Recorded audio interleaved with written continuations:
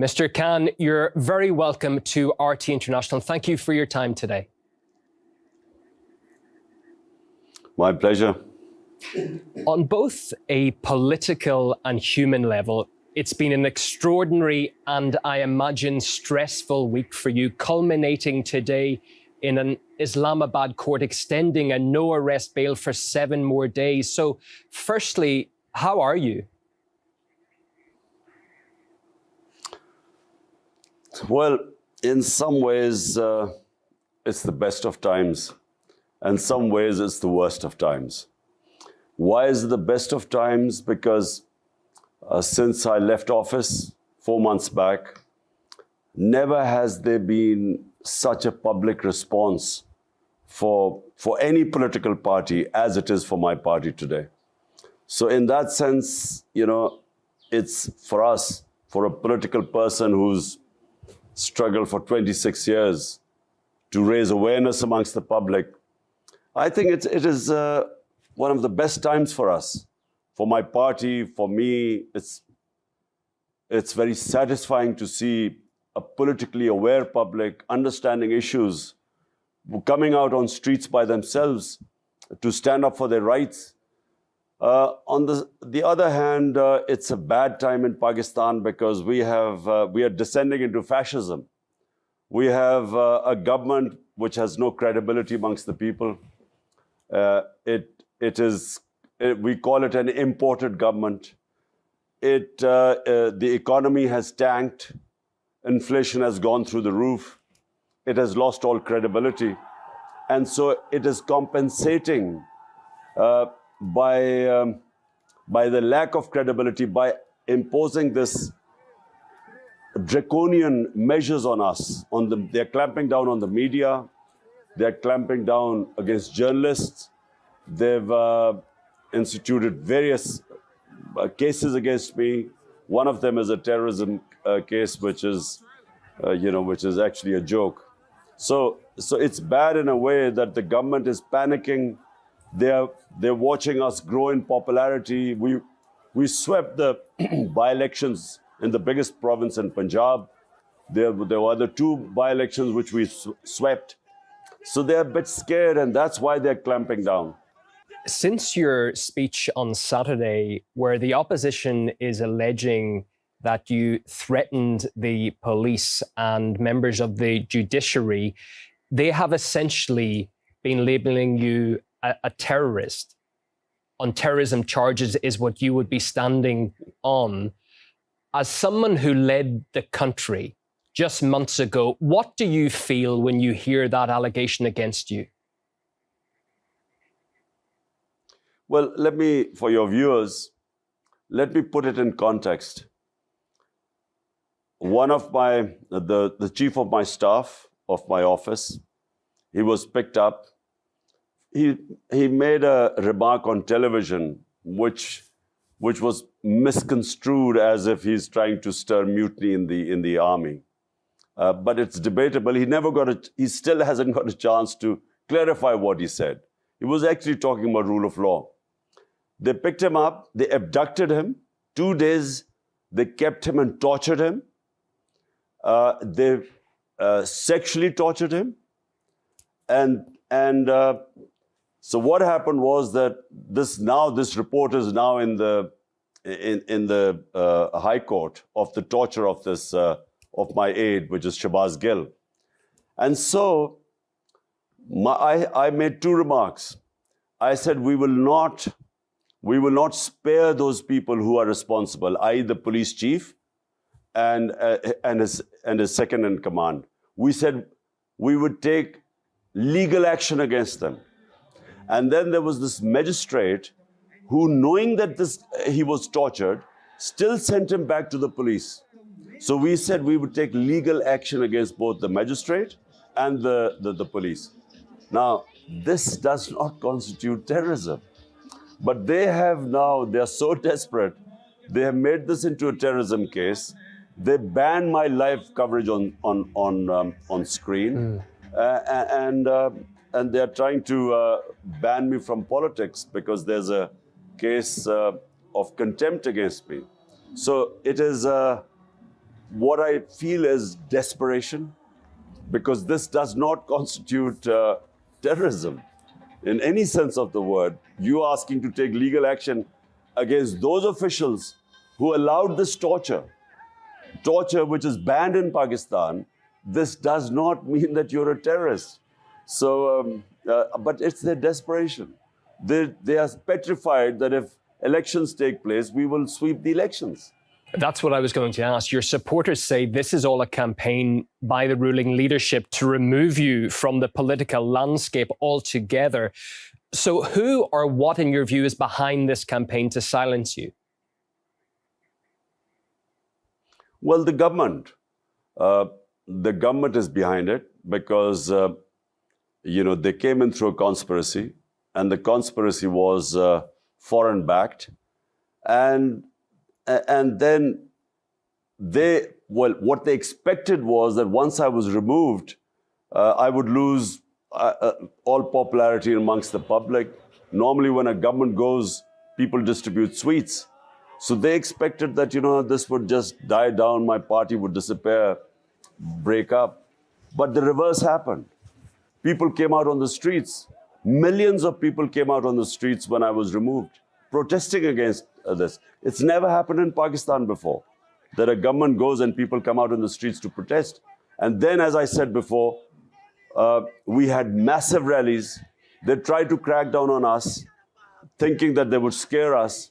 But the rallies increased. Out of the 20 by-elections in Punjab, we swept 15. And then there were 2 other by-elections which we won. So this has scared them. They are now fearing that whenever the next elections are, which are the outside are in a year's time, they are petrified that when the elections take place, they will be wiped out. So that's why they're trying to take these measures. And it's really the government and its backers. They're all worried. If we go back, Mr. Khan, to when you were ousted from power in the springtime, you've mentioned several times that certain documents exist that confirm foreign interference in your removal from power. Are you in any position to tell us what those documents may be? Well, there's a cipher, that conversation between the Pakistan ambassador in Washington and the Under-Secretary of State of the US. There's a conversation between them where he threatens the Pakistani ambassador that unless I, Imran Khan, was removed as a prime minister in a no-confidence motion that still wasn't tabled as yet, that there would be consequences for Pakistan. And he cites the trip I took to Russia. He cites that as one of the reasons. So that cipher exists. I brought it in front of the cabinet. I presented it to the National Security Council because it was blatant interference from outside. Because after the cipher, the no-confidence motion was tabled against me. And then suddenly, members of my party started leaving, and our allies started abandoning us. And all is triggered off after that. The US Embassy was meeting members of our political party who were the ones who jumped ship first. And this is a few months before this happened. So the president of Pakistan has sent that cipher to the Chief Justice of Pakistan.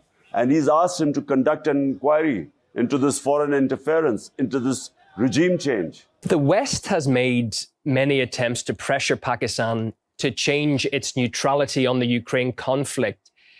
Why do you think that bothers them so much? Isn't one of the main pillars of Western democracy the right to determine a national path, so countries like Pakistan can make their own choices in their own national interests? Well, look, countries' foreign policy must be for the benefit of their own public. 220 million Pakistanis elected me. My priority had to be what is good for them. Their benefit, their rights, their interests. That has to be my priority. And so when I took the trip to Russia, and this was all the stakeholders were on board, the idea was that we would improve our relationship with Russia, and we would, we have trading links with Russia. We want to improve the trading links. We had already, there was a pipeline, a gas pipeline was being planned 5-6 years back before I came to power. So we wanted to cement that contract, and then we wanted to buy cheaper oil from Russia, as well as wheat, because we have to buy about 2 million tons of wheat. There's a shortage in Pakistan. But more importantly, at this time, when the commodity super cycle was taking place, when the energy prices were sky high, we wanted to buy cheaper Russian oil like India. India is buying 30 to 40% discount rate oil from Russia. So we wanted to do the same, because 100 million Pakistanis are vulnerable. 50 million below the poverty line, 50 million just above the poverty line. So when the prices go up, when inflation bites in Western countries, they just have a drop in their standard of living. In our country, people go below the poverty line. They can't have 2 square meals a day. So my interest was the people of Pakistan. And obviously this didn't go down well. Western countries are trying to isolate Moscow and make it a pariah. But the outcomes, I would suggest, are pretty negative for everyone involved when you sanction a country like Russia. The energy crisis in Europe now proves the point. Is that fair towards Russia? And why does the West attempt to drag Pakistan into this?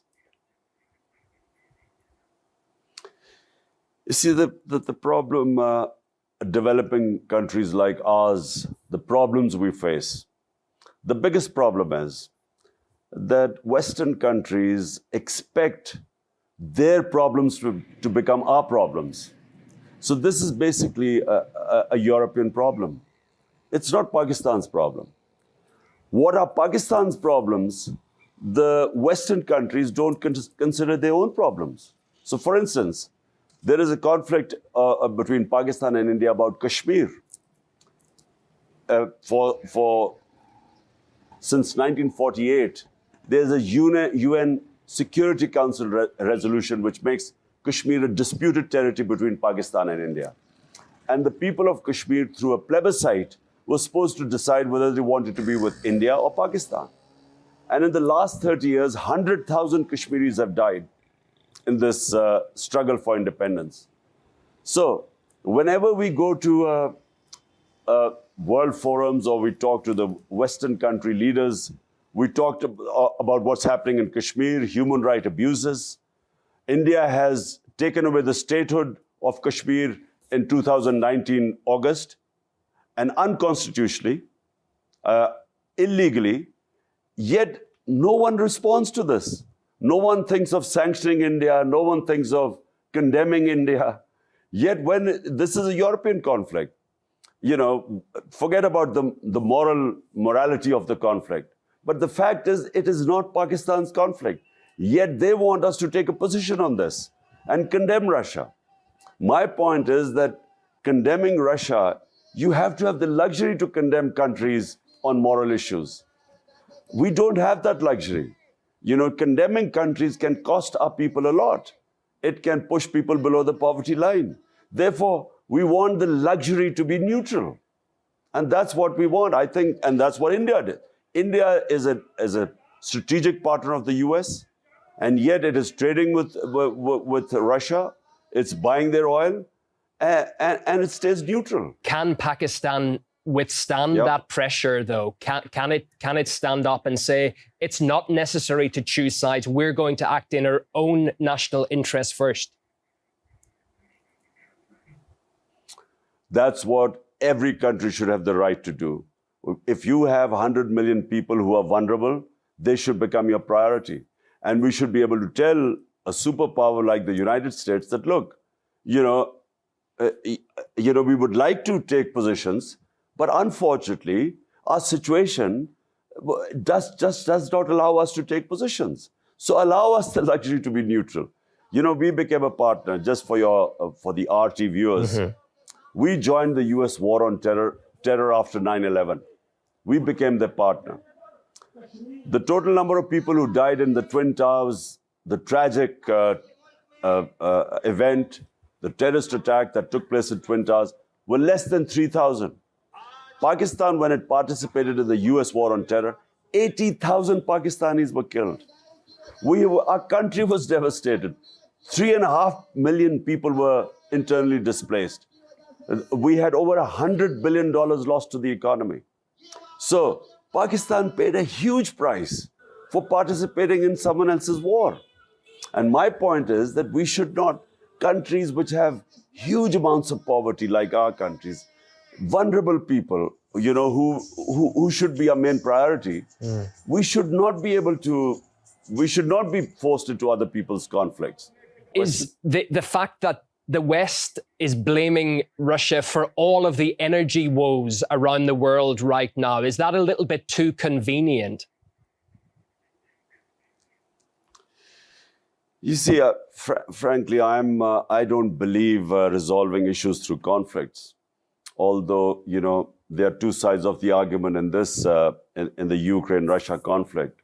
When I met President Putin, he talked about security of Russia, which was his biggest issue, and that's why, you know, he gave all the reasons how he sent signals and warnings, and he had understandings with Western leaders about why it was important for Russia to have a zone which was demilitarized. And on the other hand, the Western view is very simple. They think that there's aggression. I have always inherently believed that military solutions are always counterproductive, because I always believe that you go into a conflict to resolve one issue, and then a military intervention leads to other issues. And so I've opposed basically the Iraq war. I oppose the war in Afghanistan. And I feel that, you know, it's not the way. But, you know, we want to stay out of it because there are two points of views. The one Russian point of view and one is the European point of view. And so people like us, countries like us, should have the luxury of staying out of it. You have been criticized for being too close to Russia and President Putin. How is your relationship now with Vladimir Putin? Well, I've only met President Putin twice. Once was at a conference in Bishkek, and the second time was this meeting. I didn't realize that when we would reach there, and the next morning when I was going to have my meeting with him, there would be this invasion in Ukraine. I didn't expect it. So, you know, I had a long chat with President Putin. My main interest is really our Pakistan relationship with Russia, because in the future, Pakistan can gain a lot from this relationship. And I repeat, we have our energy needs, gas. Secondly, oil from Russia. And then thirdly is wheat. Pakistan is a country of 220 million people, growing fast. And we have this shortage of wheat, which is, you know, as you know, is essential for basic staple diet of our population. So, yeah, my whole idea was cementing our relationship in these terms, in trading terms, mutually beneficial for both. If we can return to your situation now, sir, if you stand trial in the High Court next week and are convicted, you would be disqualified for life from politics, as no convicted person can run for office. But is going to court something you will have to do at some stage if you want to become Prime Minister again? Look, you know, I don't know how the court is going to do this. I mean, even any court, how are they going to convict someone for saying that they would take legal action against those responsible for perpetuating torture, custodial torture? It's banned. So how is anyone going to ban me on terrorism because I'm saying that there's custodial torture and we will take legal action against those responsible? That's exactly what I said. How can anyone be banned for this? How can anyone be even convicted for terrorism for saying that? So I don't know what they were. I think if they go that far, I just think that there will be a huge commotion in the country. People are never going to accept it. You mentioned you were barred from the airwaves, sir. Does not having access to television, does that affect your fight and your supporters' fight greatly? Because I know your social media presence is huge, 17.5 million followers on Twitter, for instance. Do you need to be on television at all?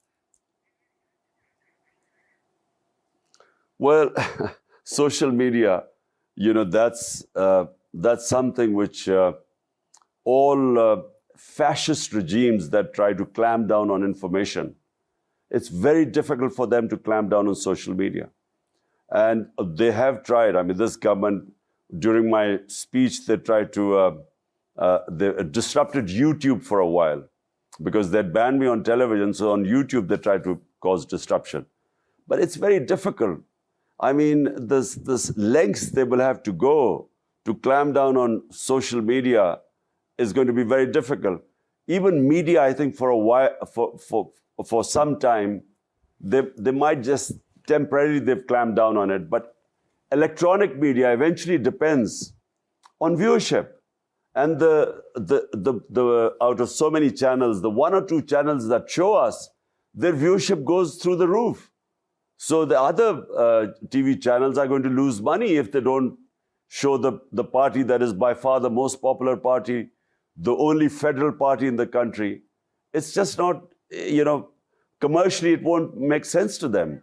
So I don't think the government is in a fix. They're panicking, and in panic they're taking these ridiculous fascist measures. But this is no solution. They can't stop the popularity of a party growing by taking these decisions, and especially if they think that even if they clamp down on the electronic media, the social media is something they can't stop, they can't clamp down on for any length of time.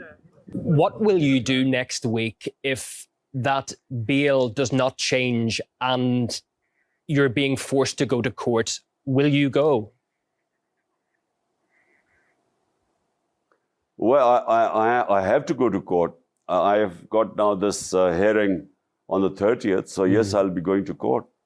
Look, all my life, let me just say, all my life, I have always stayed within the law. In politics, I've been for 26 years. I have always, all my protests, everything have between the limits of the law and limits of the Constitution. Because I am a constitutionalist. I'm a Democrat. And I don't believe that, you should go outside the Constitution, because then you open up a Pandora's box. And so what they're doing right now is trying to corner me in this case. They will find it very difficult because the people of this country have known me for 50 years. I mean, before I joined politics, I was one of the top sports stars in this country for 2 decades. So they know me for a long time. So it's not going to be very easy for them just to ban me. It's, people won't accept it. You've called the whole process leading Pakistan into, it looks like a banana republic from the outside. What did you mean by that? Well, I mean, for a start, what they did with my chief of staff, Shahbaz Gill, you don't just, and he's an assistant. He was an assistant professor in an American university.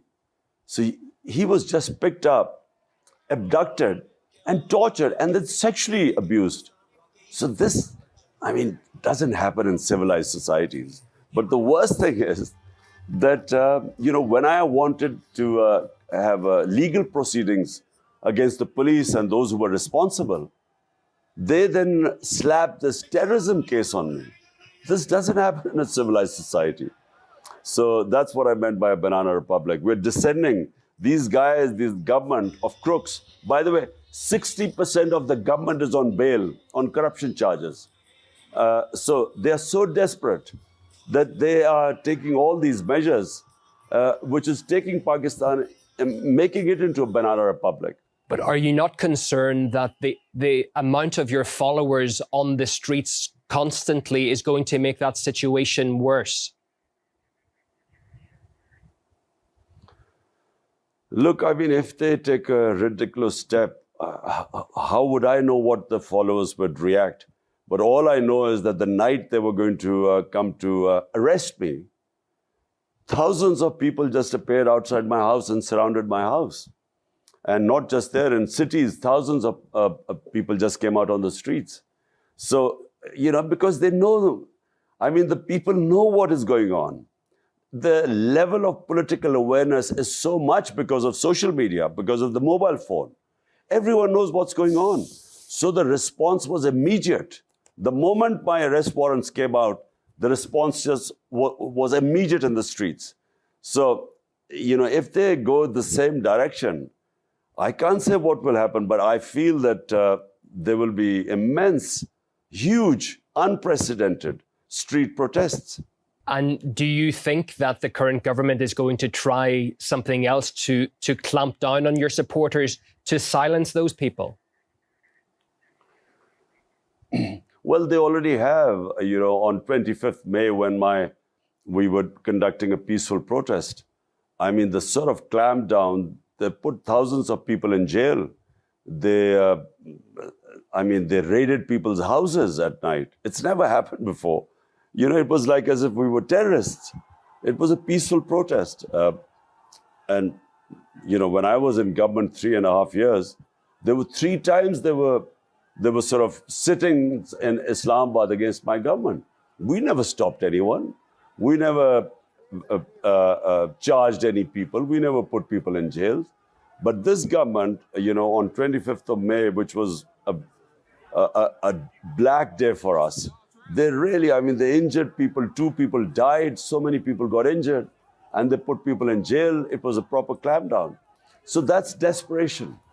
How do you see this playing out? By what you've been saying, you're not going to stand down. From the uptick in the opposition's reaction, they don't look as if they're going to. Sir, how does this play out in your opinion? There is only one solution.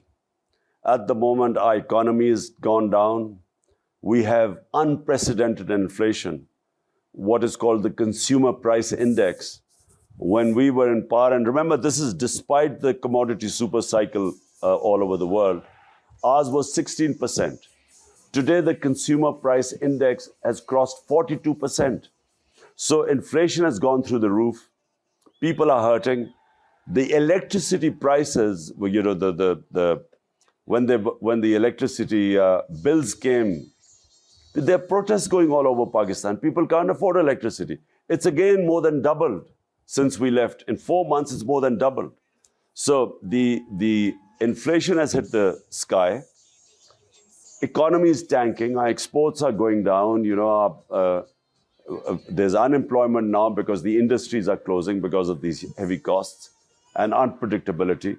So the only solution where Pakistan is today are free and fair elections. Nothing else is going to resolve this problem. There's political instability in Pakistan, which means that the economy won't stabilize. Economic stability depends on political stability. And right now, our economy is tanking. There's no one knows what's going to happen in the 1 month, 2 months from now. Okay. And so the only solution, as I repeat, is only solution to get political stability are free and fair elections. Well, we thank you greatly for coming on RT International and sharing your views with us today. Imran Khan, former Prime Minister of Pakistan.